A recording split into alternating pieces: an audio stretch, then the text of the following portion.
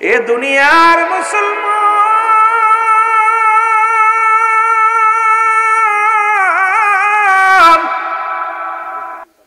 যে কথাগুলো বলি রে দিলের কান্ডা লাগা শোনো গো।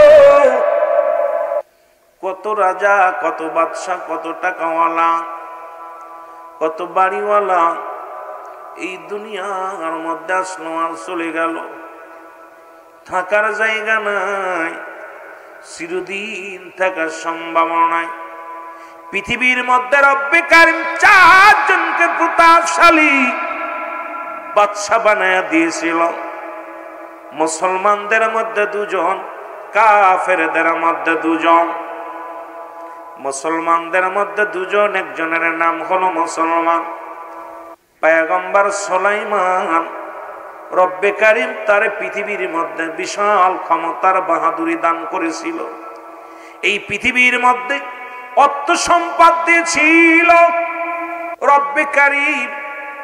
আজব আল্লাহ তাকে একটা চেয়ার দান করেছিল, যে চেয়ারের মধ্যে বইয়া সারা পৃথিবী ভ্রমণ করতে মুসলমান। এই পয়গম্বর সুলাইমান, লক্ষ্য করবেন আলোচনা বাবা কই থেকে কই যায়, আলোচনা খেয়াল করে শুনবেন।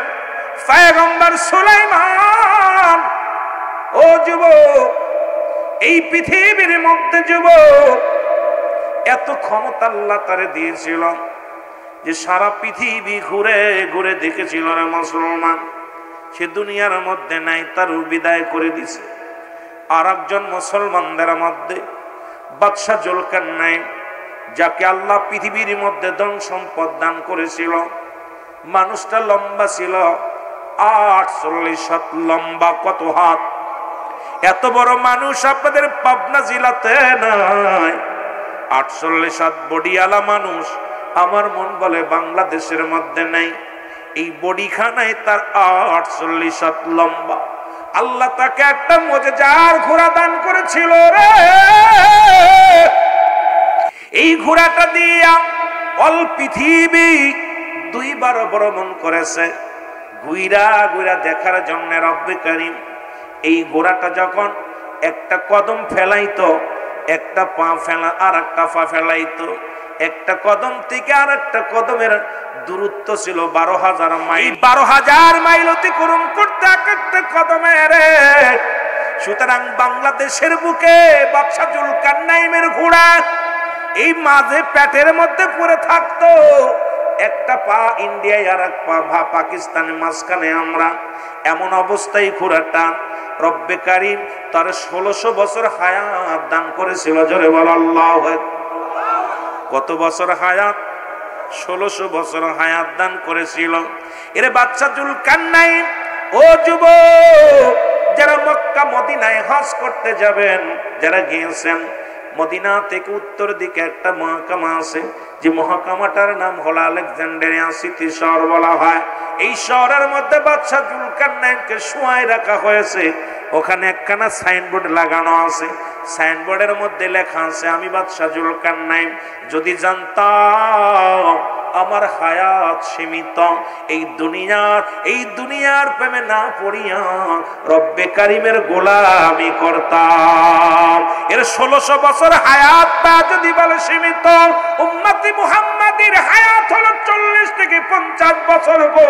হয়তো 80 বছর 60 বছর জিন্দেগি পাইয়া এত সম্পদের বাহাদুরি, এত টাকার জমিদারি, আজকে এত মারামারি হাঙ্গামা, দুনিয়ার মধ্যে এত হট্টগোল।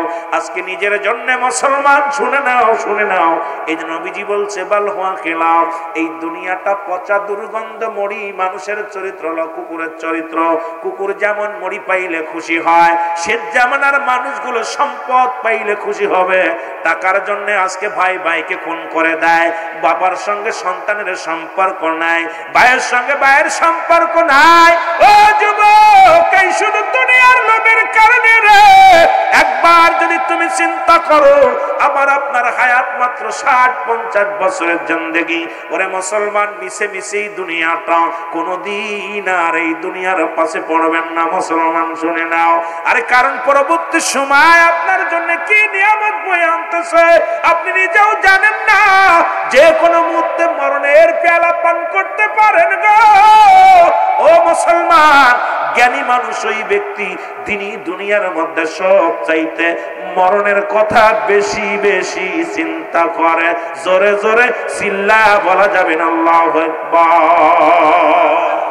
ও যুবক, কাফেরদের মধ্যে দুজন, এ তো বিস্তারিত আলোচনা করার সময় নাই রে মুসলমান।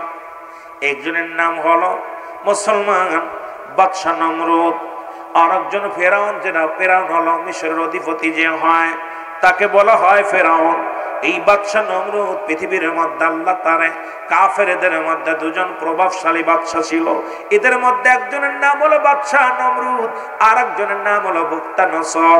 এই পৃথিবীর মধ্যে রব্বে কারীম তাদেরকে ধন সম্পদের মালিক বানায়া দিয়েছিল, লম্বা হায়াত দান করেছিল, কিন্তু তারা নাফরমানি করেছিল। ও বান্দা, পৃথিবীর মধ্যে মরণের চিন্তা তোমার অন্তরে নাই রে।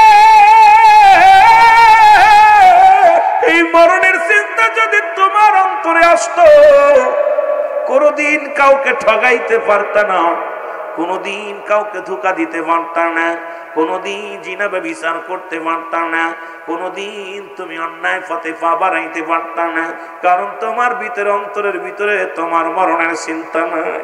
এই মরণের চিন্তা নাই ও বাজার, কেন তোমাদের ভিতরে চিন্তা হয় না? এই মরণ যে একদিন আসবে রে, এর মধ্যে কোন সন্দেহ নাই। জোরে জোরে চিল্লা বলা যাবে না আল্লাহু আকবার। ঈসা ইবনে মরিয়ম, ও আমার মারা যারা শোনো, শোনে না, মরিয়ম আলাইহিস সালামের কাছে আজরাইল আলাইহিস সালাম আগমন করলেন। সালাম দা, আসসালামু আলাইকুম মরিয়ম। মরিয়ম ওয়ালাইকুম আসসালাম। তোমারে তো এর আগে কোনোদিন দেখি না এত বড় দানব। আর আজরাইল কত বড় দানব, আসমানে থাকে মাথা, জমিনে থাকে পা। সারা পৃথিবীর পানি যদি তার মাথায় ঢেলে দেওয়া হয়, এক ফোঁটা পানি জমিনের মধ্যে পড়বে না। এই দানব আজরাইল সবার জান কবজ করতে আসবে না, একমাত্র মুমিন মুত্তাকিনের ঈমানদারের জানটা বাইর করার জন্য জমিনের মধ্যে আগমন করবে। আর কাফের বেঈমান জাহান্নামীদের জান কবজ করার জন্য রব্বে কারীমের কাছে বলছে আল্লাহ, এই জাহান্নামীদের জান কবজ করার জন্য দুনিয়ার মধ্যে আমি আগমন করব না, শুধু শুধু একটা নজর ঢিলকি দিব রে, সঙ্গে সঙ্গে কলিজাটা ফেটে যাবে। ও মুসলমান, নাক দিয়ে রক্ত বাইর হয়ে যাবে, চোখ দিয়া চোখটা বড় হয়ে যাবে, কান্দে রক্ত বাইর হয়ে যাবে, পায়খানা বাইর হয়ে যাবে, প্রস্রাব বাইর হয়ে যাবে, জিহ্বা বাইর হয়ে যাবে রে। কঠিন মৃত্যু তোমার হবে গো বান্দা, শোনে নাও। আজরাইল কয়, মরিয়ম আমি আজরাইল, আমি আপনার কাছে আছি আপনাকে নিয়ে যাওয়ার জন্য। মরিয়ম আলাইহিস সালাম ডাক দিয়ে বলে, আজরাইল, ও আজরাইল, একটু আগেই তো আমার কলিজার টুকরা ঈসা আলাইহিস সালাম আমি মা জননীর জন্য ফল আনতে গেছে রে বাবা, একটু দেরি করো গো, আমার কলিজার টুকরা আসুক, তারপরে আমার রূহটা বাইর করো। আজরাইল কয়, মরিয়ম খোদা তাআলার হুকুম আছে, একটা মিনিট সময় দিতে পারবো না, সময় আপনার বেশি দিতে পারবো না, এখনই আপনার রূহটা নিয়ে যাব। মরিয়ম মনে করুণায় বিনয় করে বলতে লাগলেন, কিন্তু আজরাইল কোনো ওজরে শুনলেন না। কয়, মরিয়ম রে, তুমি মরণের ভয় করো বুঝি, মাওলার কাছে যেতে চাও না? মরিয়ম আজরাইল যদি নাই শুনবি তাহলে রূহটা বাইর করে নিয়ে যা। সঙ্গে সঙ্গে মরিয়ম আলাইহিস সালামের ইন্তেকাল হয়ে গেল। ঈসা আলাইহিস সালাম ঘরে এসে দেখে মা দুঃখিনী জমিনের মধ্যে পড়ে আছে রে। মাকে ডাক দিয়ে দেখে মার দুনিয়ায় নাই, মায়ের বাদন ছেড়ে দুনিয়া থেকে বিদায় হয়ে গেছে। ডাক দিয়ে বলে, রব্বে কারীম, তুমি তো আমাকে ক্ষমতা দিয়েছো মরা গারে জিন্দা বানাইতে পারি, রব্বে কারীম একবার সুযোগ দাও, আমি আমার মার সঙ্গে দুটি কথা বলতে চাই, জীবিত করে দাও। এরে আল্লাহ রাব্বুল আলামিন ঈসা নবীরে বলে, দেয় দিলাম, তোরে ক্ষমতা দিলাম, তোর মারে ডাক দে। মা জননীকে ডাক দিছি, ঈসা আলাইহিস সালামের মা ডাক সঙ্গে সঙ্গে উঠে পড়ছে, বলে বাবারে তুমি আইছো? বলে মা আইছি। মা আমি আইছি তোমার জন্য ফল আনছি। কয় দে বাবা। কয় না রে বাবা না, আমার না, দুনিয়ার কোন ফল আর তোমার নসিবে নাই, তোমার জন্য অপেক্ষা করে জান্নাতি ফল মা, তুমি আর দুনিয়ার মধ্যে নাই রে। আগে বলো গো মা, তোমার সনে আজরাইল আলাইহিস সালাম কি রূপ ব্যবহার করেছে আমি জানতে চাই। বলে ঈসারে, এই দুনিয়ার মধ্যে তোরে আনতে যাইয়া দুনিয়ায় তুই যেদিন আসলি রে বাবা, যত কষ্ট হয়েছে এত কষ্ট আমার জীবনে আর হয় নাই বাবা। আমার মন বলে আমার দেহ থেকে আমার গায়ের চামড়াটা ছিঁড়ে লইয়া গেছে, এত যন্ত্রণা আমার গায়ের মধ্যে লাগছে। আল্লাহ কয় আজরাইল তাড়াতাড়ি যা আমার ঈসা নবীর জানায় তার মার লগে কি ব্যবহার হয়েছে। আজরাইল এসে সালাম দেয়, বলে নবী গো, ও মায়ের নবী গো, আমি আপনার মায়ের রূপটা কেমনে বাইর করেছি শোনেন। পৃথিবীর মধ্যে সন্তান যেমন মার বুকে দুধ খাইতে খাইতে সন্তান যেমনি ঘুমায়া যায়, কারণ ইমানদারের মরণ হয় কেমনে শুনে নাও।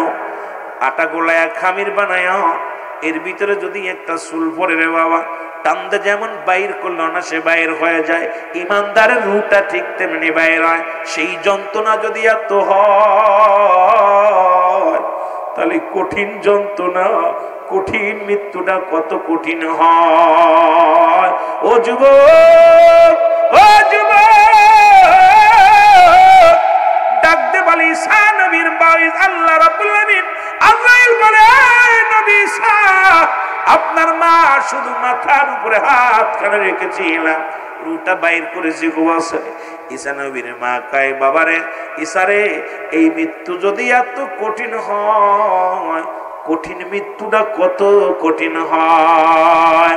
আজকে এই জমিনের মধ্যে কত ভাই বিদায় হয়ে গেছে রে, মরণের পর দেখেছি হাত পা বেঁকা হয়ে গেছে, মরণের পর জিহ্বা ভিতরে দেওয়া যায় না, চোখ দুটি বন্ধ করা যায় না।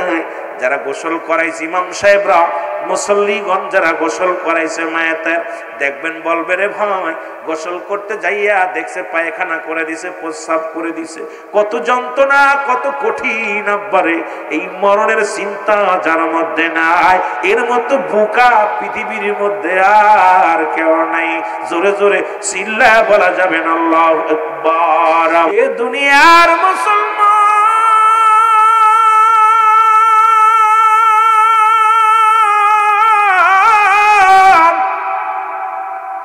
বলতেছিলাম, এক নম্বর বিপদ হলো মানুষের মরণ, দুই নম্বর বিপদ হলো কবর। কবর বলতে বুঝায় মানুষের মৃত্যুর পর থেকে শুরু করে কিয়ামত পর্যন্ত জগৎটাকে বলা হয় কবর। যারা আগুনে পুড়াইয়া দেয় মনে করে আর মনে হয় বিচার হবে না, পানিতে ডুবে মারা যায় মনে করি আর বিচার হবে না। এরে মুসলমান, কবর বলতে বোঝায় গো এই মানুষের মৃত্যুর পর থেকে শুরু করে কিয়ামত পর্যন্ত জগৎটাকে বলা হয় কবরের জগৎ। ওরে মানুষ ইন্তেকালের পরে যখন আপনারে গোসল করাইয়া কাপনায়া রে জানাজার নামাজ আদায় করে যখন ওই 3.5 হাত একটা গর্তের মধ্যে রেখে দিবে রে বাবা, সঙ্গে সঙ্গে ওই কবরের মধ্যে একজন ফেরেশতা আসবে, তার নাম হলো নোমান ফেরেশতা। জোরে জোরে চিল্লায় বলা যাবে না আল্লাহু আকবার। আমরা জানি কবরের ভিতরে আসবে মুনকার নাকির। ও যুবক শোনো, মুনকার নাকির ফেরেশতা আসার আগে একজন ফেরেশতা কবরের ভিতরে আগে আসবে, যার নাম হলো নোমান ফেরেশতা। আসিয়া ডাকতে বলবে, এ আব্দুল মান্নান, আব্দুল মতিন, রুল আমিন সিদ্দিকী সাহেব, ওঠো, জলদি করে ওঠো।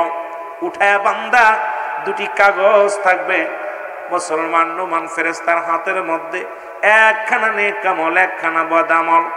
ডাকতে বলবে, বান্দা ওঠো। সঙ্গে সঙ্গে বান্দা উঠবে, কিন্তু অনুভব করতে পারবে না কোন দিকে ডান, কোন দিকে বাম, কোন দিকে উপর, কোন দিকে নিচে রে বান্দা। এই জ্ঞান তার ভিতরে দেওয়া হবে না। যেমন স্বপ্নের মধ্যে দেখেন পুলিশে দাবড়ায়, সাপে কামড়ায়, মানুষে মারে, কত কিছু স্বপ্নের মধ্যে দেখেন, যেমন দৌড়াইতেছেন, পথ পান না, ওই জগৎটা ঠিক এইরকম শুরু হয়ে যাবে রে বান্দা। এই বান্দে কুঠায়াতের মধ্যে একটা কাগজ দিবে রে বান্দা, লেখো, কারণ যার যার আমল নামা তার লেখা লাগবে। আমরা মনে করি মুসলমানা দুজন কারামান কাতিবিন আপনার আমল নামা লিখে রাখছে, এইটা বুঝি আপনার মুসলমান গচ্ছিত রাখছে না রে বাজান, না। যার যার আমল নামা তার লেখা লাগবে মুসলমান। এই যে দুটো লিখে রাখছে আপনার কফিটা দিবে হাতের মধ্যে, বান্দাই নাও 80 বছর 50 বছরে তুমি কাটাইলা, কি কি করলা নিজ হাতে লিখে দাও। ওদিন বলা যাবে না আমি টিপসই দিব, ওদিন বলা যাবে না আমি অশিক্ষিত লিখতে জানি না, ওদিন আপনার জবান দিয়া রে বান্দা না শব্দ বলার সুযোগ আসবে না। ভালো কাগজটা হাতের মধ্যে দিয়া বলবে, বান্দা লেখো। দেখবে রে কত তো নামাজ পড়েছিলাম, কত জায়গা দান দিয়ান করেছিলাম, কত মসজিদে দান করেছিলাম, মাদ্রাসায় দান করেছিলাম, মাহফিলে দান করেছিলাম। দুনিয়ার মধ্যে রে যুবক ভালো ভালো কর্ম করেছিলাম, নামাজ আদায় করেছিলাম, কোরআন তেলাওয়াত করেছিলাম, সৎ পথে আহ্বান করেছিলাম। বান্দা তখন এই হাতের মধ্যে নিয়ে অত্যন্ত খুশি হয়ে বলবে, বান্দা আরে আনন্দ পাবে। বান্দার বলবে ফেরেশতারা, রে আরে সুন্দর আমল গুলো আমার সামনে আনছো, লিখে দাও, তাড়াতাড়ি লিখে দাও। বলে আমি লিখবো কেমনে, আমার কাছে তো কলম নাই। এরে বান্দা তোমার কাছে কলম নাই, শোনো, তোমার ডান হাতের শাহাদাত আঙ্গুল মুবারক প্রতিটা বান্দা বান্দির হবে কলম। জোরে জোরে চিল্লায় বলা যাবে না আল্লাহু আকবার। যার যার ডান হাতের শাহাদাত আঙ্গুল মুবারক হবে কলম। এই হাত দিয়ে ঘুষ ধরিস না, এই হাত দিয়ে সুদ ধরিস না, এই হাত দিয়ে মুসলমান প্রতি তালায় টাকা দিস না, এই হাতটা নাই পথে আর খরচ করিস না। এই হাতটারে পবিত্র রাখ, পবিত্র রাখ। এই হাতের শাহাদাত আঙ্গুল মুবারক হবে কলম। বান্দা বলবে আমি কলম পাইলাম, কলমে তো কালি নাই। ডাক দে বল, বান্দা রে তোমার কালি হলো তোমার থুতু মুবারক, মুখের থুতু মুবারক। আমি আজকে আমার বাবারা এই সুখসরের বাজানদের হাতে ধরে বলে যায়, পায়ে ধরে বলে যায়, আজ থেকে আর গাজায় টান দিস না, আজ থেকে আর মদ খাস না, আজ থেকে আর এই গালের মধ্যে বিড়ি দিস না, এই গালের মধ্যে আজ থেকে বিড়ি বন্ধ কর, সিগারেট বন্ধ কর, জর্দা বন্ধ কর। মুখটারে পবিত্র রাখ, মুখ দিয়ে কাউকে গালি দিস না, মুখ দিয়ে কাউকে কষ্ট দিস না রে। ওরে কলমের কালি যদি নষ্ট হয়ে যায় রে, লেখা বন্ধ হয়ে যাবে। এই কলমের কালিগুলো সুন্দর রাখ। আল্লাহ রাব্বুল আলামিন তোমার মায়ের গর্ভে 10 মাস 10 দিন গর্ভে ধারণ করেছিল, কোনদিন একটু কুরক্ত তোমার গালে দেন নাই। নাবির সঙ্গে নাবিটা জুড়াইয়া দিয়েছে, কারণ এই মুখ দিয়ে আমার বান্দা আমার জিকির করবে, আমার নবীর দুরূদ পড়বে, কালেমা পড়বে মুসলমান। এই মুখ দিয়ে সত্যের আহ্বান করবে। সেই মুখটা দিয়ে আজকে কেমনে তুমি সিগারেটের মধ্যে টান মারো গো, এই মুখটা তুমি কেমনে গাদাই টান দাও, এই মুখটা দিয়া কেমনে তুমি আবা খাও, এই মুখ দিয়ে কেমনে তুমি গালি দাও। এই মুখটারে পবিত্র রাখলে বান্দা। এর মুসলমান গভীর মনোযোগ। রাসূল তো নিজেই বলেছে দুটি জিনিস যে ব্যক্তি হেফাজত করতে পারবে, রাসূলুল্লাহ তার হাত ধরে জান্নাতে নিবে। তার মধ্যে 1 নাম্বার হলো 2 গালের মধ্যবস্তু, 2 পায়ের মধ্যবস্তু। এই দুইটা যে ব্যক্তি কন্ট্রোল করতে পারবে, রাসূলুল্লাহ তার হাত ধরে জান্নাতে নিবে। আজকে আমরা এই জিহ্বাটারে কন্ট্রোল করতে পারি না, মুখটারে কন্ট্রোল করতে পারি না। ও যুবক, রব্বে কারীমের দরবারে কি জবাব দিবি রে? আল্লাহর দরবারে জবাব দেওয়া সম্ভব হবে না রে বাজানেরা, শুনে নাও। সঙ্গে সঙ্গে কালি পেয়ে যাবে। বান্দা বলবে আমি কালি পাইলাম, এখন কাগজ পাবো কই?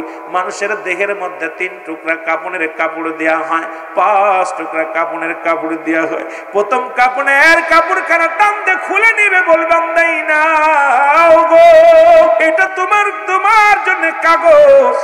বান্দা সেকেন্ডের মধ্যে লেখা হয়ে যাবে, কম্পিউটারের মতো সেকেন্ডের মধ্যে লেখা হয়ে যাবে। হাত থেকে ছিনিয়ে নিবে, আর একটা কাপড়ের কাপড় খুলে টানতে বল, বান্দাই নাও এটার মধ্যে তুমি লেখো।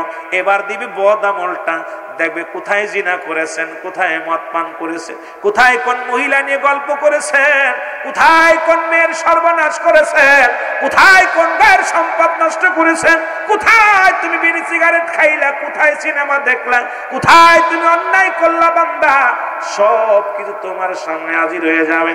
বান্দা লিখতে যাবে না, বান্দা ডান দিক থেকে কবরে চাপ দিবে, ডান দিক থেকে বাম দিকে চাপ দিবে, ডান পাশের আড্ডিগুলো বাম দিকে চলে যাবে রে, বাম দিক থেকে চাপ দিবে, ডান দিকে আড্ডিগুলো চলে যাবে। বান্দা কবরে আযাব হবে, কবরে আযাব আমি আপনি বুঝতে পারি না।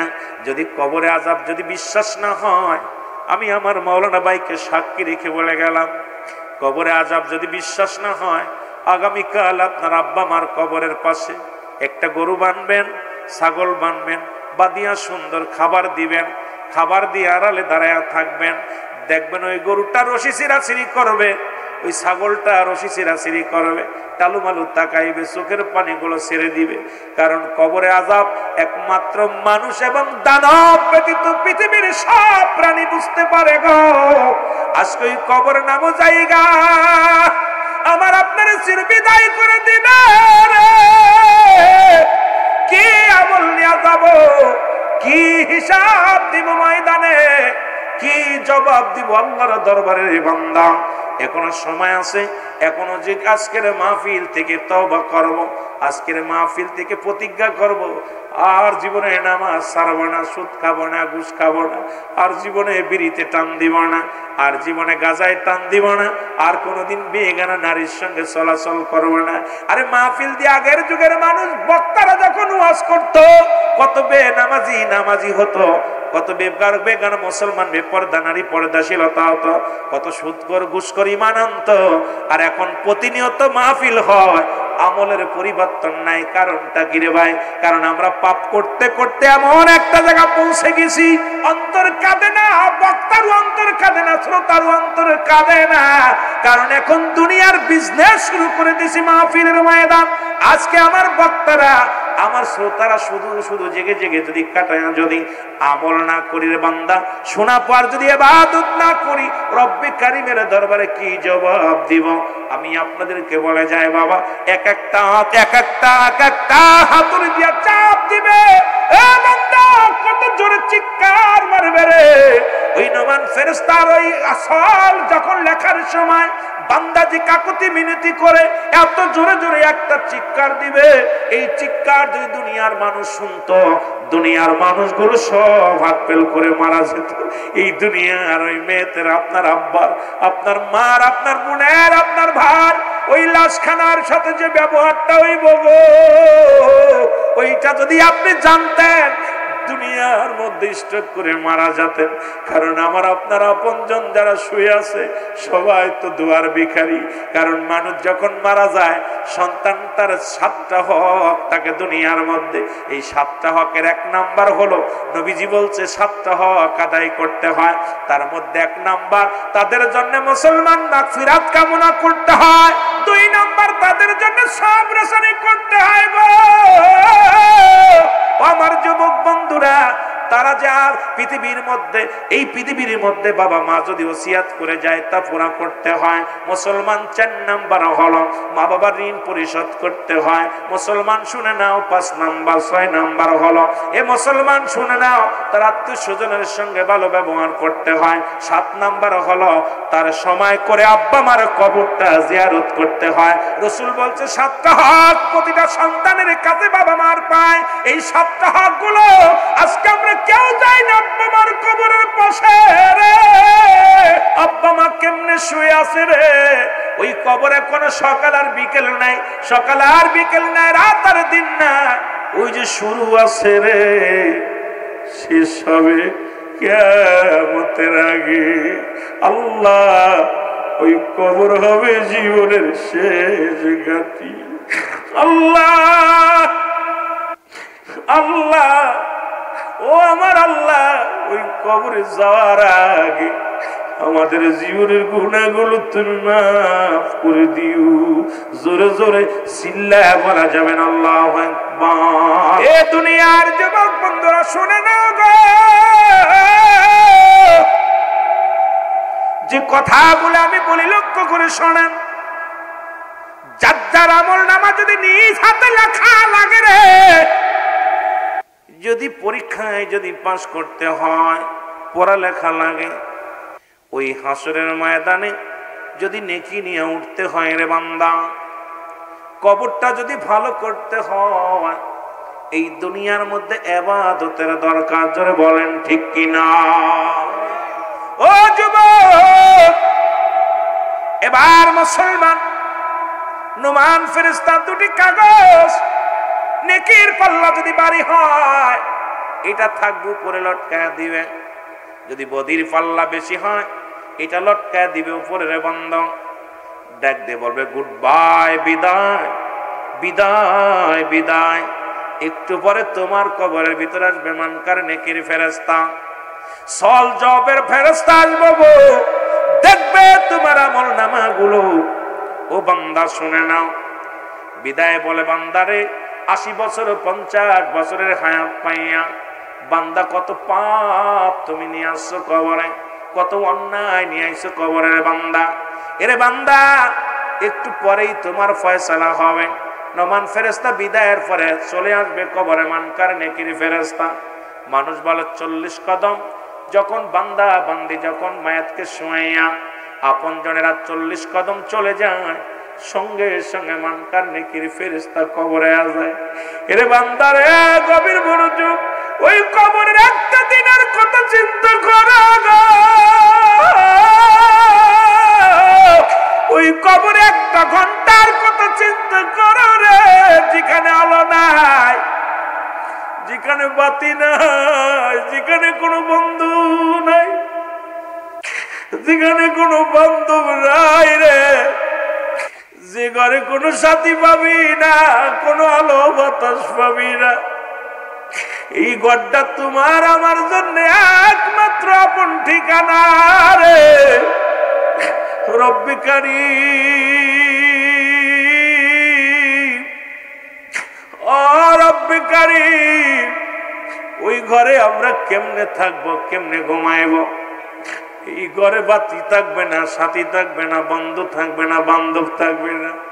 কেমনে ঘুমাইব, কেমনে রাত কাটাবো, কেমনে দিন কাটাবো, কেমনে হিসাব নিকাশ কেমনে আমরা দিব? আমার বন্ধু বানান, এই ঘরের মধ্যে তখন সঙ্গে সঙ্গে চলে আসবে মানকার নেকি। আয়া দেখবে আপনার আমল খানা বান্দারে নেক আমল যদি বেশি হয়, বান্দারে বলবে বান্দা ওই কিয়ামত পর্যন্ত জান্নাতের একটা দরজা খুলে দিবে।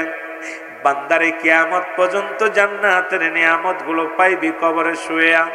কবরে শুইয়া সেই নিয়ামত গুলো ভোগ করবি। বান্দা যখন বদ আমল যখন বেশি হয়ে যাবে, বান্দারে বান্দারে জাহান্নামের অগ্নিকাণ্ড সব বিশ্ব তোর কবর পর্যন্ত আইব। এই কবর পর্যন্ত আইব রে বান্দা, গভীর মনোযোগ রে।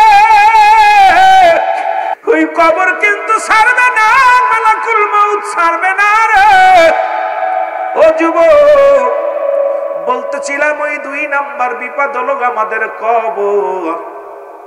এই কবর থেকে যদি রক্ষা না পায়, মরণ থেকে তো রক্ষা পাওয়ার সম্ভাবনায়, কবর থেকেও যদি রক্ষা না পায়, হাসরের ময়দানে কেমনে পার হব? যেদিন মুঠু হাত উপরে সূর্যোদয় হবে, যেদিন মস্তিষ্ক গুলো গলে গলে পড়বে, এই তামাম জমিনটা যেদিন তামা হয়ে যাবে, পিপাসায় মানুষ যখন কাতর হয়ে যাবে, মানুষগুলো জবান দিয়ে আসালিম ইয়া সালিম, নিরাপত্তা দাও, নিরাপত্তা দাও, নিরাপত্তা দাও। সেদিন যদি একটু শান্তির জন্য মানুষগুলো দৌড়াবে, কে দিবে তোরে শান্তি? একমাত্র শান্তি পাবে আমল করলে দুনিয়ার জিন্দেগি। যদি দুনিয়ার মধ্যে আমল হয়, এই দুনিয়ার মধ্যে যদি নেক আমলটা তোমার বাড়ি হয়, রব্বুল আলামিন হাসরের ময়দানে তোমার উপরে কি করে রহম করবে বান্দা। যেদিন পিতা পুত্র চিনবে না, ভাই ভাইরে চিনবে না, বন্ধু বন্ধুরে চিনবে না। একটা আমলের জন্য দৌড়ে যাবে, একটা আমল যেদিন কম পড়ে যাবে রে যুবক, গভীর মনোযোগ আমার বাবারা। আব্দুল মতিন ভাই ডাক্তার, তার ছেলে ডাক্তারের কাছে বলবে, বাবা আমি তো আব্বা ছিলাম, একটা নেকি কম হয়ে গেছে, আমারে দাও। ডাক্তার বলবে, বাবা গো তুমি কে গো, তোমারে চিনি না। বিবিরে বলবে, বিবিরে একটা নেকি আমারে দাও। বিবি বলবে, আমি তোমারে চিনি না। ও আমার যুবক বন্ধুরা শুনে নাও। বোনকে বলবে, বোন একটা নেকি দাও। বোন বলবে, চিনি না। বন্ধুরে বলবে, বন্ধু একটা নেকি দাও, একটা নেকি দাও। কেউ দিবে না, কেউ তোমারে চিনবে না। সেদিন তোমার ও মুসলমান অঙ্গ প্রত্যঙ্গ সাক্ষী দিবে গো, সেদিন মুসিবতের দিন হয়ে যাবে। কেমন হবে ওরে মুসলমানই মুসলমান, গভীর মনোযোগ।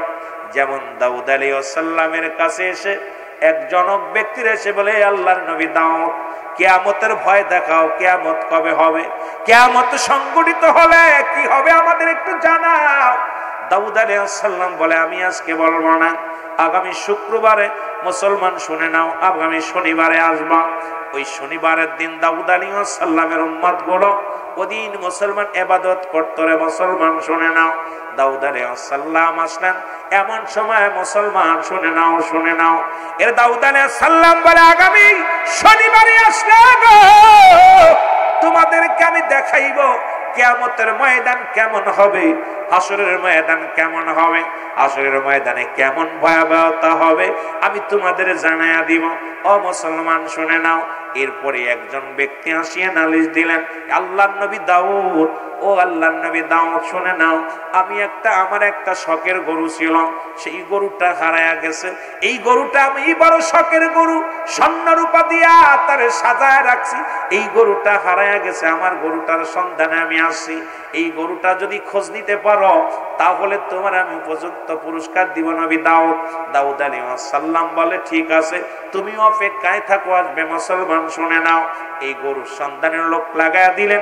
এদিকে মুসলমান, ওই জামানায় একজন আল্লাহর পাগল, একজন আশিকে রাসূল, একজন আল্লাহ রাব্বুল আলামিনের প্রতি তার তাওয়াক্কুল ছিল। এই দুনিয়ার মধ্যে একটা সন্তান নিয়ে স্বামী তার মারা গেছে গো, সন্তানকে নিয়ে গাছতলা বাস করে, সারাদিন ভরে ইবাদত বন্দেগী করে, দিনের মধ্যে রোজা রাখে, রাত্র হলে মুসলমান তাওরাত কিতাব পড়ে, এত সুন্দর ইবাদত বন্দেগী করে, আর ওই গাছে দুইটা আনার ফল ধরে, এই ফল দুটি খায় আর রোজা রাখে আর আল্লাহর বন্দেগী করে। আমার যুবক বন্ধুরা শুনে না, কথাগুলো আসরের ময়দানের কথাগুলো বলতে যাইয়া একটু কথা আমি বলে আসি, খেয়াল করবেন যুবকেরা। এ আমার বাবারা, আমার বন্ধুরা, আমার হঠাৎ মুসলমান একদিন, ও যুবক বন্ধুরা শোনো, মাকে ডাকতে বলে, ছেলে মাগো আর কত আনার খাবো, কারণ ভালো লাগে না এই আনারে এক জিনিস খায় জীবন যাপন করতে ভালো লাগে না, মাগো অন্য কিছু খাইতে মনে চায়। আমার আল্লাহ রাব্বুল আলামিন আনার দুইটা ছিনিয়ে নিলেন। সকালবেলা ঘুম থেকে উঠে দেখে আনার গাছে নাই। এইরকম আর একদিন, দুদিন, 3 দিন পর্যন্ত আনার নাই। হঠাৎ 3 দিন না খেয়ে আছে, মা সন্তান দুজনে অনাহারে আছে। রব্বে কারিমের গোলাম, রব্বে কারিম ওই গরুটা পাঠা দিছে রে।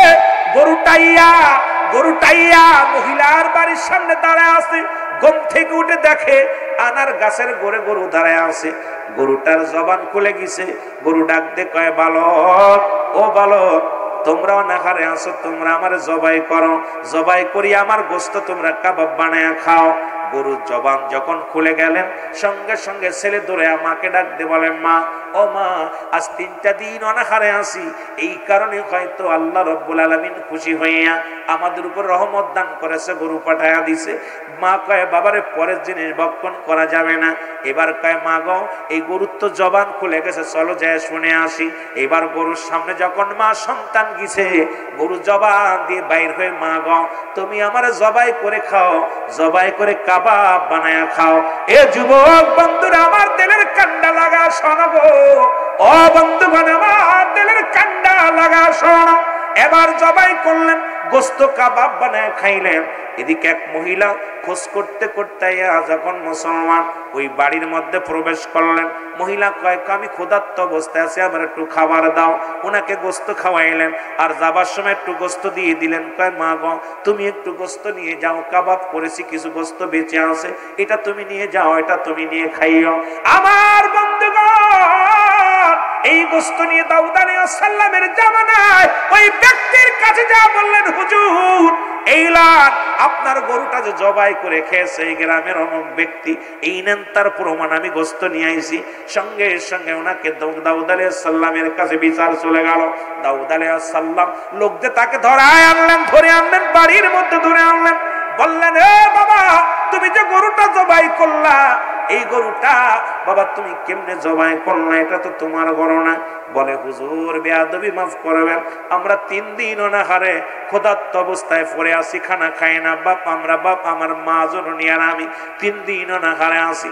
রব্বে কারিম আনার গাছে 2টা করে আনার ধরাইতো, এই আনার 2টি খাইতাম, আমাদের ভুলের কারণে রব্বে কারিম সে আনার 2টি কেড়ে নিছে।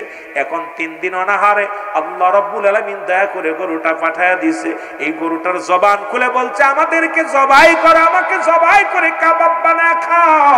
এরপরে আমরা জবাই করে খেয়েছি হুজুর, আমরা তো বিনা কারণে খাই নাই, বিনা অনুমতিতে খাই নাই। এদিকে মুসলমান রব্বুল আলামিন জিবরিলকে পাঠায়া দিলেন, যাও দাউদ আলাইহিস সালামের কাছে যেয়ে বলো যে গরুটা খেয়েছে ওই গরুর মালিক নিজে, যে মালিক সেই জবাই করে খেয়েছে। যিনি গরুর মালিক বলে দাবি করে আসলে প্রকৃত সে মালিক নয়, মালিক যিনি সেই জবাই করেছে। জোরে জোরে চিল্লায়া বলা যাবে না মারহাবা। দাউদ আলাইহিস সালামের কাছে জিবরিল এসে, হুজুর আজকের খেলা হবে। কি খেলা? যার গরু সেই তো জবাই করে খাইছে, মালিক আসল মালিক। হুজুর ওই যে লোক দাবি করছে ওর গরু না, ও চোর। দাউদ আলাইহিস সালাম ওনাকে বলে ভাই গরুটা কি আপনার? বলে হ্যাঁ আমার গরু, আমি স্বর্ণ রূপা দিয়ে সাজায় রাখছি, গরুটা তো আমার।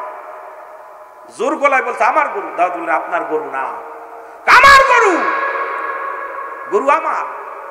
দাউদ আলাইহিস সালামকে জিবরিল আমিন ডাক দিয়ে কয় হুজুর আপনি ওর জবানটা বন্ধ করা দেন, শুধু রব্বে কারীমকে হুকুম দেন ওর জন্য জবান বন্ধ হয়ে যায়। সঙ্গে সঙ্গে মহাজনের জবান বন্ধ হয়ে গেছে। এবার মুসলমান শুনে নাও, শুনে নাও, দাউদ আলাইহিস সালাম বলেন আল্লাহ ওই মহাজনের তুমি জবানটা বন্ধ করে দাও, অঙ্গ প্রত্যঙ্গ চালু করে দাও। সঙ্গে সঙ্গে মুসলমান শুনে নাও, অসংখ্য ইহুদি ও অসংখ্য বনি ইসরাইলের লোকেরা রে দাউদ আলাইহিস সালামের সামনে দাঁড়ানো। দাউদ আলাইহিস সালাম ডাক দিয়ে কয় কিয়ামতের ময়দান যারা দেখতে চেয়েছিল ওই হাসরের ময়দান কেমনে বিচার করবে আমার আল্লাহ? তোমরা শুনতে চেয়েছিলে, দেখতে চেয়েছিলে, তোমরা আসো, এখন কিয়ামতের ওই আসল ঘটনা আমি দেখাইব। এবার বনি ইসরাইলের লোকজন কাতার বন্দী হয়ে হাজার হাজার মানুষ দাঁড়া আছে রে, কিয়ামতের ময়দান কেমনে হবে দাউদ আলাইহিস সালাম দেখাইবে। সঙ্গে সঙ্গে অঙ্গ প্রত্যঙ্গ থেকে আওয়াজ বাইর হয়ে গেল, হাত বলে, হাতের মুখ খুলে গেছে, হাতের 5টা 10টা আঙ্গুল বলতেছে দাও আল্লাহর নবী দাউদ এই গরুটা আমি এই হাত দিয়ে চুরি করেছিলাম। ওই ব্যক্তি ওই ছেলেটার ব্যবসা করতে মহাজন ওরে একদিন ষড়যন্ত্র করে ব্যবসার কাজে বাইরে ছিল, পথের মধ্যে যাইয়া এই বালকের বাবাকে মেরে ফেলেছে মহাজন। মেরে তার স্বর্ণ রূপা অলংকার যা ছিল সব ছিনিয়ে নিয়েছে। আর আমার এই হাত দিয়ে গরুটার ছিনে আনছে, এই গরুটার মালিক হলো ওই ছেলে। এবার মুসলমান পা বলে হুজুর এই পা দিয়ে হেঁটে গিয়েছিলাম, চোখ বলে হুজুর এই চোখ দিয়ে আমি দেখেছিলাম, কান বলে হুজুর এই কান দিয়ে আমি শুনেছিলাম। যখন অঙ্গ প্রত্যঙ্গ সব সাক্ষী দিলেন, সঙ্গে সঙ্গে দাউদ আলাইহিস সালাম বলে বনি ইসরাইল লোকেরা শোনো গো, কিয়ামতের ময়দান মুখ বন্ধ থাকবে, প্রতিটা মানুষের অঙ্গ প্রত্যঙ্গ চালু হয়ে যাবে। তুমি পাপ করেছো কোন অঙ্গ দিয়া, তুমি কোন অঙ্গ দিয়ে, হাত তোমার বিরুদ্ধে সাক্ষী দিবে, পা তোমার বিরুদ্ধে সাক্ষী দিবে। পাও তোমার বিরুদ্ধে সাক্ষী দিবে, কান তোমার বিরুদ্ধে সাক্ষী দিবে, চোখ তোমার বিরুদ্ধে সাক্ষী দিবে, নাক তোমার বিরুদ্ধে সাক্ষী দিবে। বনি ইসরাইলের লোকদেরকে দেখায় দিলেন, তোমরা শোনো, তোমরা চিন্তা করছো পাপ করেছো, এই পাপ বুঝি কেউ জানে না। তোমার সমস্ত অঙ্গ প্রত্যঙ্গ কিয়ামতের ময়দানে সাক্ষী দিবে। জোরে জোরে চিল্লায় বলা যাবে না আল্লাহু আকবার। এই দুনিয়ার মুসলমান,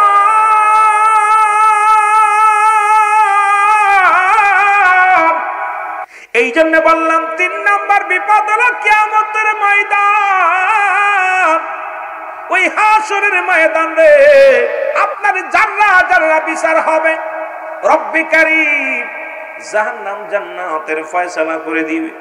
বান্দারে জাহান্নামের গায়ের উপর দিয়ে জান্নাতি সেতু হবে রে মুসলমান।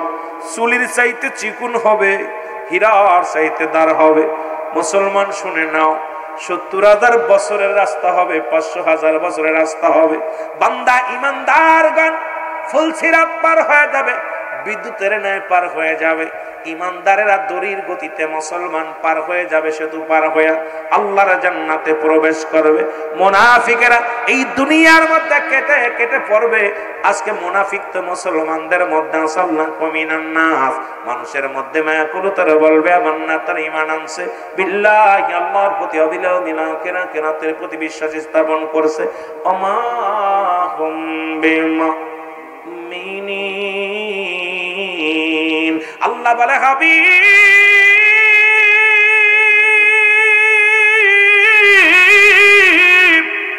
এ আমার নবী শোনো গো, ওই মানুষের ভিতরে ধোঁকাবাজ, মানুষের মধ্যে বেঈমান, মানুষের মধ্যে মুনাফিক।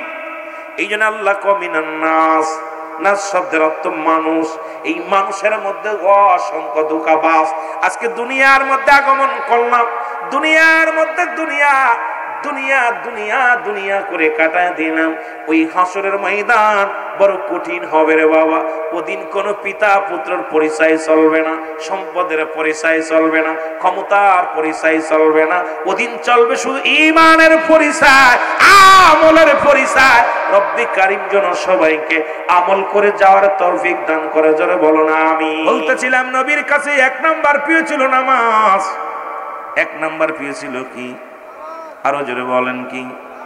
2 নাম্বার পেয়েছিল তার উম্মাদগণ, 3 নাম্বার পেয়েছিল তার বিবিগণ, 4 নাম্বার পেয়েছিল পৃথিবীর মধ্যে সুগন্ধি জিনিস। এখন রাসূল বললেন, আমার উম্মতিরা শোনো, তোমরা কি কেউ পৃথিবীর মধ্যে আমার সঙ্গে জান্নাতে যেতে চাও? রাসূল বললেন, তোমরা কেউ কি আমার সাথে জান্নাতে যেতে চাও? সাহাবীরা বলে, হুজুর কে বা না চায়? আমি এখন আপনাদেরকে জিগাই, রাসূলুল্লাহর সঙ্গে কে কে জান্নাতে যেতে চান? একটু হাত তুলে দেখান, কে কে যেতে চান? আমার নবী বললেন, সাহাবীরা রে, তোমরা কেউ কি কবুল হজের সওয়াব পাইতে চাও? আমার নবীজি বললেন, সাহাবীরা রে, তোমরা আমার সাথে কেউ জান্নাতে যেতে চাও? আমি নবী কথা দিলাম, যদি কোনো ব্যক্তি 5 ওয়াক্ত সালাত, 5 ওয়াক্ত নামাজ জামাতের সঙ্গে সময় মতো ওক্তীয় মতো আদায় করতে পারে, আমি নবী কথা দিলাম রে, তার হাত ধরে জান্নাতে নিয়ে যাব। নবীর একজন প্রিয় সাহাবী, সবচাইতে গরিব সাহাবী, যিনি আপনাদের মহল্লার মধ্যে এত গরিব মানুষ নাই। আমার মন বলে বাংলাদেশে এত গরিব মানুষ নাই। সেই সাহাবীর নাম হলো আব্দুল্লাহ আনসারী। নাম কি? আর একটু জোরে বলেন, নামটা কি? আব্দুল্লাহ আনসারী। উনি বাড়িতে গেলেন, এই রকম ওয়াজ নবীজি করতেছিলেন, ওয়াজ শুনে বাড়ি গেলেন। আমার মারা যারা আছেন, অনেক ওয়াজ করব, মা বোনদের ওয়াজ করব, শরীয়ত তরিকাতের আলোচনা করব, যুবকদের নিয়ে বাস্তবমুখী কিছু কথা বলবো। আমার যুবক বন্ধুরা যারা আছেন, দ্রুত মাহফিলে প্রবেশ করেন, দিলের কান্ডা লাগা শোনেন। আমার বাবারে, আমার আব্দুল্লাহ আনসারী যখন বাড়ি গেছে, বিবি ডাকতে বলে, প্রাণের স্বামী,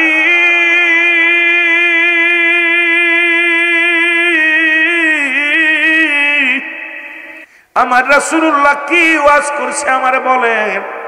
আমার নবীজি কি ওয়াজ করছে আমি জানতে চাই গো আমার স্বামী।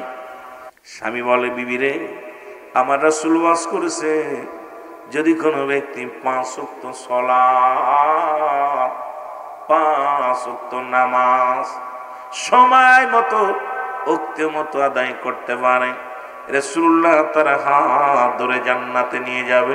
জোরে জোরে চিল্লায় বলা যাবে না মারহাবা।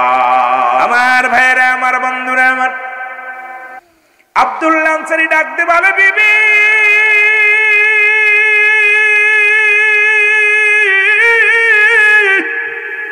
রহমতের নবী রাহমাতুল লিল আলামিন আজকে ওয়াজ করছে রে, যদি কোন ব্যক্তি 5 ওয়াক্ত নামাজ 5 ওয়াক্ত সালাত সময় মতো আদায় করতে পারে, রহমতের নবী তারে জান্নাতে নিয়ে যাবে হাত ধরে। বিবি ডাকতে বলে, প্রাণের স্বামী, জীবনে আপনার কাছে দামি কাপড় চাই না, জীবনে আপনার কাছে কোনোদিন দামি পোশাক চাই না, দামি খাবার চাই না। আপনি আমার স্বামী, আপনার কাছে ছোট্ট একটা দাবি করবো, আমিও যেন 5 ওয়াক্ত নামাজ, আমিও যেন 5 ওয়াক্ত সালাত সময় মতো মতো আমি আদায় করতে পারি। আপনি যাবেন রাহমাতুল লিল আলামিনের হাত ধরে জান্নাতে, আমিও আপনার সঙ্গে রাসূলুল্লাহর সঙ্গে জান্নাতে যেতে চাই। জোরে জোরে চিল্লায়া বলা যাবে না মারহাবা। আমার বন্ধুগণ, গভীর মনোযোগ। আমার নবীজির পিছে সালাত আদায় করে প্রতিনিয়ত আব্দুল্লাহ আনসারী। রাসূলুল্লাহ সালাম ফিরে প্রতিদিন এই রকম আসে, জামাতে আসে। নবী যখন সালাম ফিরে, আসসালামু আলাইকুম ওয়া রাহমাতুল্লাহ, আসসালামু আলাইকুম ওয়া রাহমাতুল্লাহ।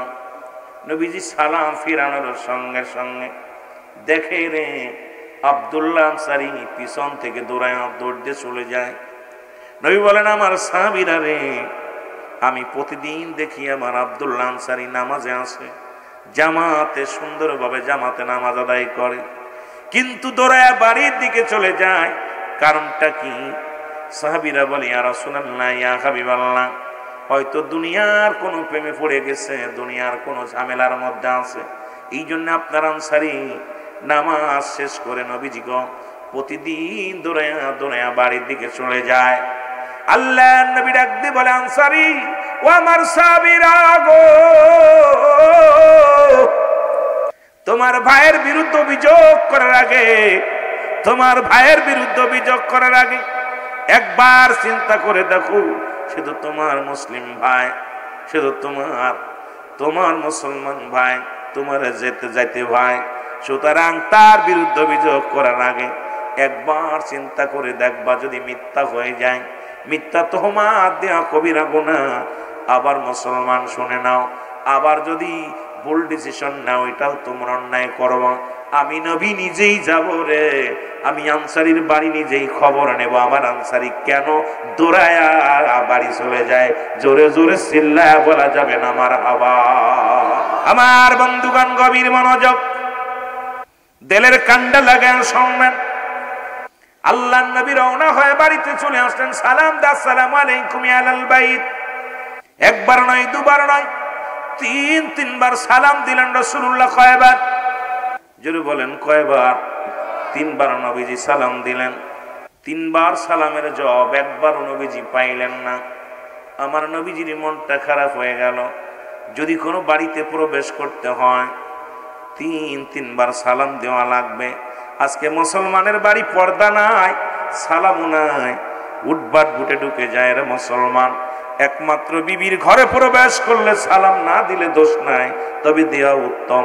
যেখানেই যে ঘরে প্রবেশ করেন, বাড়ির মধ্যে প্রবেশ করেন, সালাম বিনিময় করে অনুমতি ছাড়া প্রবেশ করার এখতিয়ার কারণ নাই। জোরে বলা যাবে না আল্লাহু আকবার। আমার বন্ধুগণ, দিলের কান্ডা লাগায় শোনে না।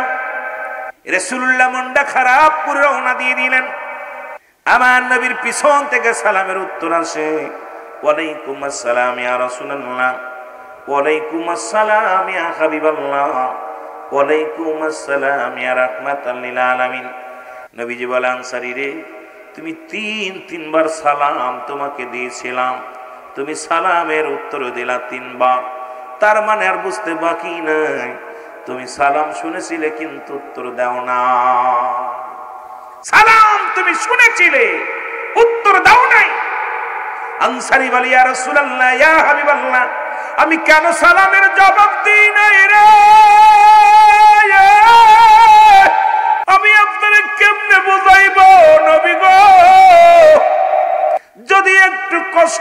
আমার বাড়িতে যাইতেন নবী গো,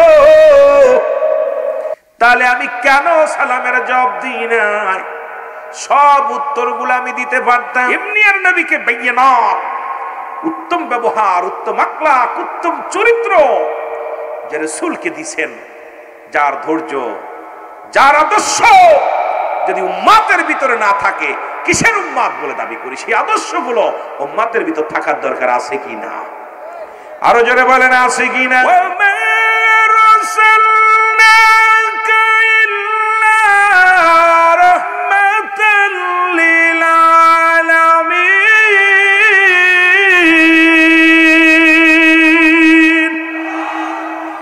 বলেন আনসারীরে চলো। সঙ্গে সঙ্গে রওনা হয়ে গেলেন নবীজি আমার। আনসারীর বাড়িতে যখন গেলেন, আনসারী দরজাটা খুলে দিলেন, সঙ্গে সঙ্গে দেখতে পাইলেন ভিতরে বিশাল একটা গর্ত খোঁড়া। নবীজি বলেন আনসারী রে, তোমার ঘরের ভিতরে এত বড় গর্ত কেন? এত বড় গর্ত কেন বলো? বলে ইয়া রাসূলুল্লাহ, ইয়া হাবিবাল্লাহ, যখন আপনি আমাকে সালাম দিয়েছিলেন তখন আমি আনসারী এই গর্তের মধ্যে উলঙ্গ অবস্থায় বসেছিলাম, গায়ের মধ্যে কোনো পোশাক ছিল না, এই কারণে আপনার সালামের জবাব আমি নিতে পারি নাই। আল্লাহর নবী বলেন আনসারী কি বলতে চাও? বলে ইয়া রাসূলুল্লাহ, ইয়া হাবিবাল্লাহ, আপনি যেদিন বলেছিলেন কোন ব্যক্তি যখন 5 ওয়াক্ত সালাত, 5 ওয়াক্ত নামাজ জামাতের সঙ্গে আদায় করবেন, সময় মতো আদায় করবে, আপনি তার হাত ধরে জান্নাতে নিবেন। ইয়া রাসূলুল্লাহ, ইয়া হাবিবাল্লাহ, এই ওয়াজটা আমি বাড়ি এসে আমার বিবিরে জানাই। আমার বিবি আমার হাতটা ধরে বলে, স্বামী রে, আপনি আমল করে জান্নাতে যাবেন, আমাকে লয়ে যাবেন। আমাদের স্বামী স্ত্রী মিলে মাত্র একটা কাপড়। ইয়া রাসূলুল্লাহ, ইয়া হাবিবাল্লাহ, নবী গো, যখন মসজিদে আজান পড়ে যায়, আমার বিবি উলঙ্গ অবস্থায় গর্তের মধ্যে বয়া থাকে। আমি নামাজ শেষ করে বাড়িতে আসি, আমি যখন গর্তের মধ্যে প্রবেশ করি, কাপড়টা খুলে দিই, আমার বিবি এই কাপড়টা পরে নামাজে দাঁড়ায় যায়। ইয়া রাসূলুল্লাহ, ইয়া হাবিবাল্লাহ, যখন আপনি আমারে সালাম দিয়েছিলেন তখন আমার বিবি নামাজগত অবস্থায় ছিল, আর আমি কাপড়বিহীন ওই গর্তের মধ্যে বসেছিলাম। আল্লাহর নবী চোখের পানি ছেড়ে ডাকতে বলে, আনসারী রে আয় রে, আমি নবী কথা দিলাম রে, আমি নবী কথা দিলাম রে, ইয়াউমাল কিয়ামতের ময়দানের আনসারী, তোমরা স্বামী স্ত্রী এক কাপড়ে নামাজ আদায় করেছো, আমি নবী ওয়াদা করলাম ইয়াউমাল কিয়ামতের ময়দানে আমি তোমাদের হাত ধরে জান্নাতে নিয়ে যাব। আমি আজকে এই পাবনার মানুষদের বলি, সাতিয়া থানার মানুষদের বলি, এ যুবক, আমার বাবারা, আমার এই সুখচর যুব সমাজকে আমি বলতে চাই, বাজানেরা শুনে নাও, এই জমিনের মধ্যে এমন কোন গরিব নাই যার এক টুকরা কাপড় আছে, যিনি বাড়ি বাড়ি ভিক্ষা চেয়ে খায়, যিনি বাড়িতে বাড়িতে মানুষের দ্বারে দ্বারে যায়, এই মানুষটারও 2-4টা পোশাক আছে। সুতরাং নামাজের বিচার যদি আমার রব্বে কারিম করে, আমরা প্রত্যেকেই ধরা পড়ে যাব। জোরে বলেন ঠিক কিনা? আল্লাহ বলেন উইদ্দাতুল লিল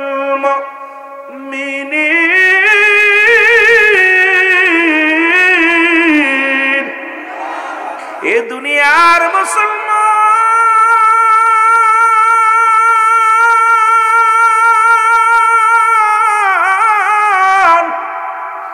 এ জীবন জীবন নয়, এমন একটা জীবন আসবে রে যে দেশে গেলে মানুষের বিচার হয়, যে দেশে গেলে মানুষের হিসাব হয়, যে দেশে গেলে মানুষ আর কোনোদিন ফিরে আসে না। মানুষের 3টা বিপদ। কয়টা বিপদ? নাম্বার 1 হলো মানুষের মরণ, নাম্বার 2 হলো কবরে মুসলমান, নাম্বার 3 হলো কিয়ামতের ময়দান। 3টা বিপদ। এক নাম্বার বিপদ হলো মানুষের মরণ। এই মরণের কথা বলতে গেলে কষ্ট হয়। কত মানুষ সড়ক দুর্ঘটনায় মারা যায়, কত মানুষ গমের ঘরে মারা যায়, কত মানুষ নামাজগত অবস্থায় মারা যায়, কত মানুষ খানা খাইতে যে মারা যায়। ও যুবক বন্ধুরা, কত ভাই বিদেশের মাটিতে সন্তানের পাঠাইছে বড় আশা করে টাকা রোজগার করব, কফিনি করে মরা লাশ বাড়িতে আসছে রে মুসলমান। কত বিবি বিধবা হয়ে গেছে, কত বিবি মুসলমান বিধবা হলো, কত ভাই বিবি হারা হলো, কত সন্তান পৃথিবীর মধ্যে সন্তানের কাঁধে বাবার লাশ রে।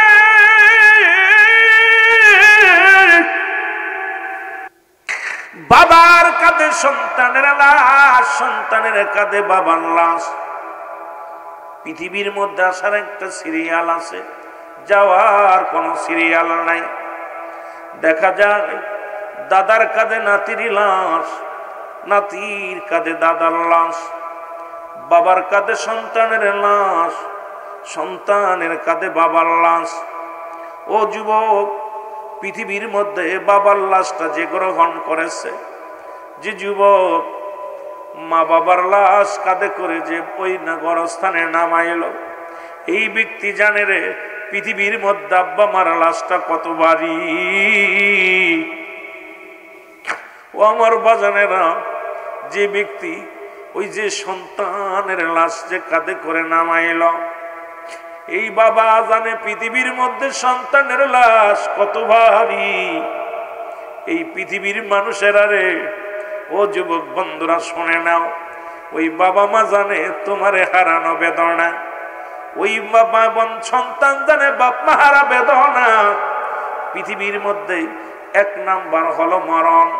এই মরণের কথা বলতে যাইয়া আল্লামা মুফতি আমজাদ আলী সাহেব একটা কিতাব লিখলেন, কিতাবের নাম বাহারে শরিয়াত। এই কিতাবের মধ্যে লিখতে যা বললেন, দুনিয়ার মানুষ শোনো,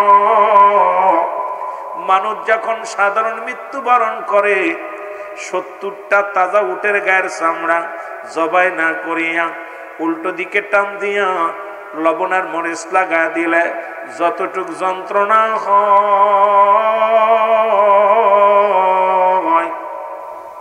এর চাইতে 70 গুণ যন্ত্রণা হলো একটা সাধারণ মৃত্যু। এখন যারা মরণকালে পায়খানা করে দেয়, মরণকালে প্রস্রাব করে দেয়, মরণের সময় চোখ দুটি বড় বড় হয়ে যায়, মরণের সময় অনেকের জিহ্বা বাইর হয়ে যায়, একটা অঙ্গ পড়ে যায়, তাদের মৃত্যুটা কত কঠিন হয়। ওরে দুনিয়ার মুসলমান,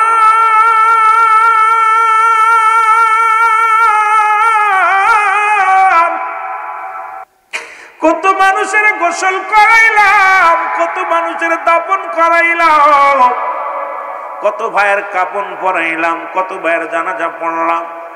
কোন দিন যেন আমার পালকিতে চড়াইয়া ওই মসজিদের পালকি আইয়া পড়ব গো, আমি আপনি ধরা পড়ে যাব। যান মুসলমান শোনো, কবরে শুইতে হবে।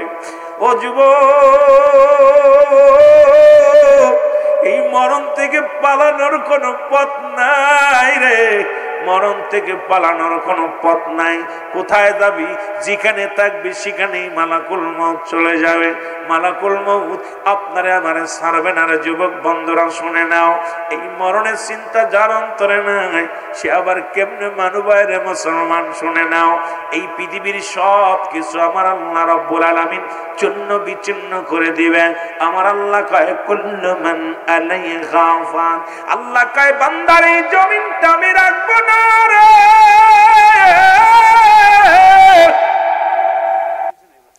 এই জমিনের মধ্যে যত মাটি আছে রে, সব মাটিগুলো আমি আল্লাহ পুড়ে আত্মা বানায়া দিব।